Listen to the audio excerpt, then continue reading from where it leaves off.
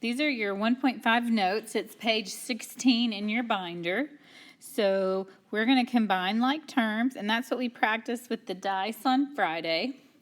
Like terms are terms that have exactly the same variable part. And a variable is the letter, or what I like to call its last name. So that has to be exactly the same. When we combine like terms, we add the numbers and we keep the variables the same. So we're just going to look at these right here and decide if they're like or not like. So I've got 2x and 3x. X and x, exactly the same. So these are like terms. The next one I have 4x and 4y. The 4's are the same, but I don't care about that. All I care about are the x's and the y's, the variables, and they are not the same, so those are not like. X squared, 2x squared, and negative 7x squared. X squared and x squared, well, that's the same thing, so those are like. X squared, x cubed. That's close, but they're not exactly the same, so that means they're not like. Negative 5xy and just a y. That's not the same. X squared y, xy squared. Not the same. Okay, so just remember they have to be exactly the same to be like terms. Now we're going to do the same thing we were doing. We're going to pick out like terms and we're going to put them together.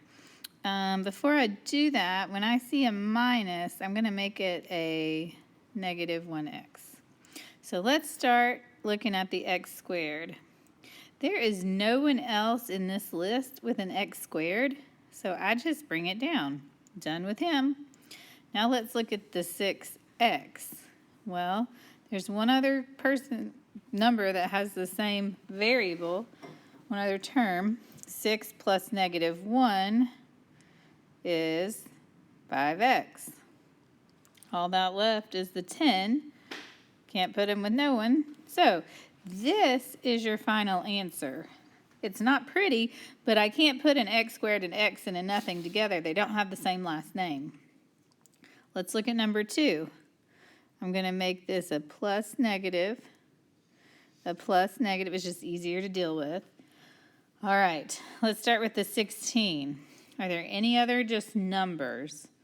Well, negative 10. 16 plus negative 10 is 6. Now I've got a negative 2x to the third. There's no others, so I'm just going to write negative 2x to the third. There's also no one I can put with the 4x. Now, this is the correct answer. But in Happy Perfect Math Land, we would actually reorder this, and you'd start with your biggest x exponent, so negative 2x to the third. That's our biggest. Then I just have a plain x, and then I just have the number. Either way, but this is like the perfect answer, but the first one is the correct answer. Step 1. Plus negative, and I'm just going to put a 1 in front of there so I can remember. Now, 3x squared. Well, there's one other x squared, and it's a 5. 3 plus 5 is 8, x squared. Next, I got a 10. He can go with the negative 4.